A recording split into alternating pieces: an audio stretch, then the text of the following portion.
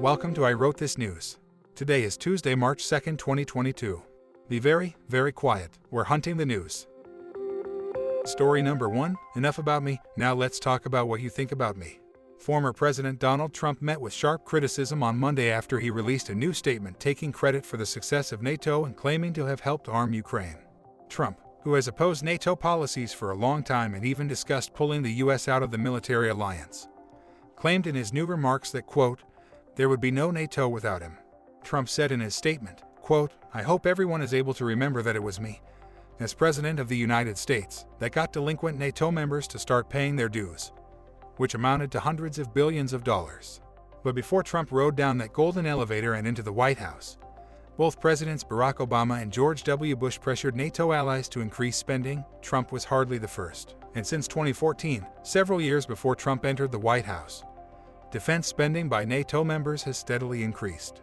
Trump in his new statement also said, there would be no NATO if I didn't act strongly and swiftly. But during his presidency, Trump repeatedly bashed NATO and raised fears that the U.S. would leave the alliance. His approach to NATO created historic tensions with key U.S. allies. Trump blithered on saying, quote, also, it was me that got Ukraine the very effective anti-tank busters when the previous administration was sending blankets. Let history so note.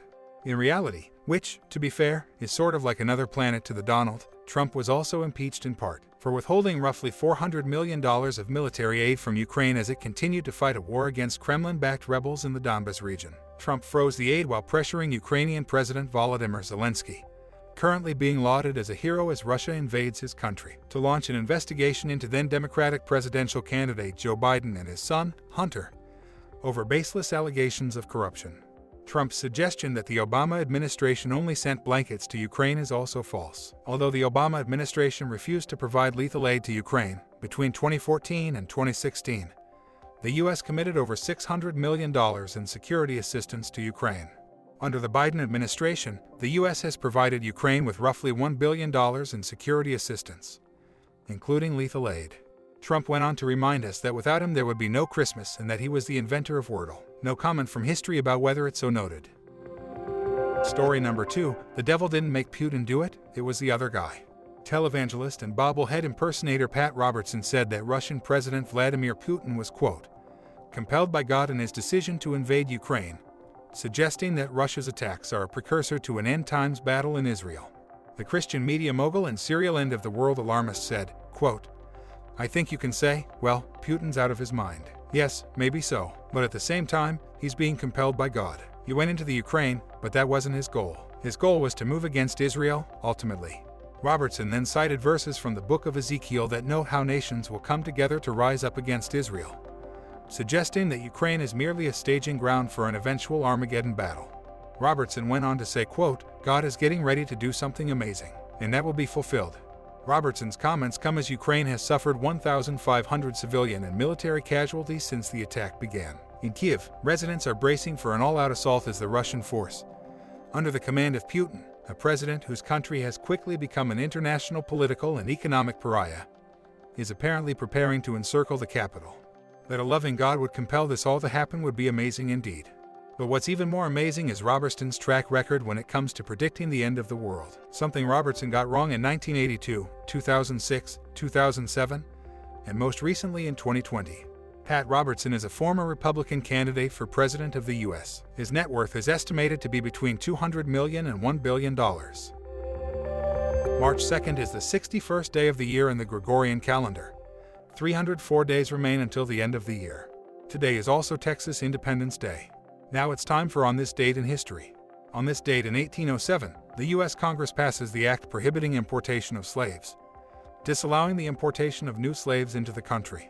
On this date in 1859, the two-day Great Slave Auction, the largest such auction in United States history, begins. The Great Slave Auction, also called the Weeping Time, was a two-day auction of enslaved Africans held at 10 Brook Racecourse near Savannah, Georgia. Slaveholder and absentee plantation owner Pierce Meese Butler authorized the sale of approximately 436 men, women, children, and infants to be sold over the course of 2 days. The sales proceeds went to satisfy Butler's significant debts, much of it from gambling.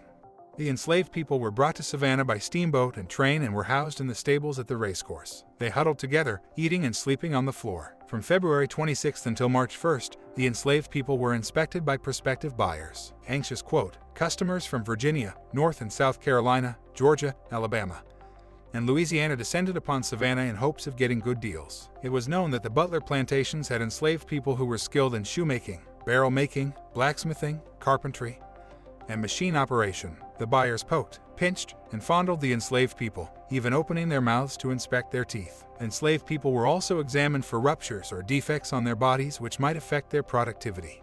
The auction is regarded as the largest single sale of enslaved people in U.S. history.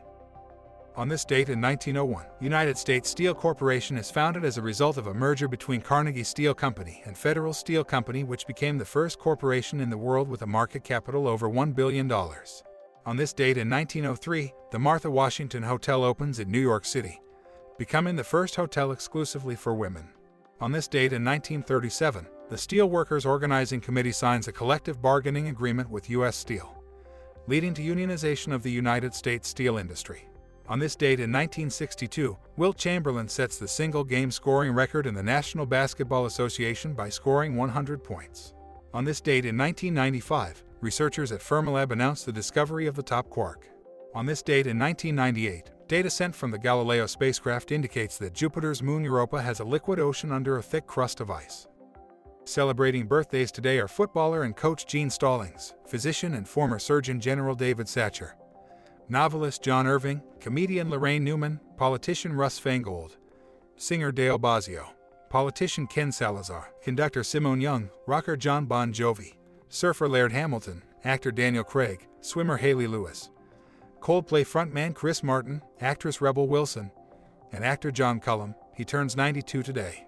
Happy birthday to all of them, and if your birthday is today, a very happy birthday to you as well. By the way, if you or someone you know is having a birthday and would like us to announce it on the show, leave us a voice message or send an email. The links are in the show notes. Today's news was brought to us by Insider, Newsweek, The Washington Post, and the website that will only compel you to be more curious, Wikipedia. If you have a comment or a question about anything you've heard today, or if you have a suggestion, please send us a note at IWTN, all one word, at thatradioshow.com. That email address one more time is IWTN, all one word, at thatradioshow.com. One more thing, if this podcast sounds a little funny, that's because it's also an experiment. All of the vocals were generated using AI technology. Hopefully the show will sound different and better as the tech improves and as we improve at using it. I'm Bob Neese, hoping you have an amazing day. We'll get together again soon.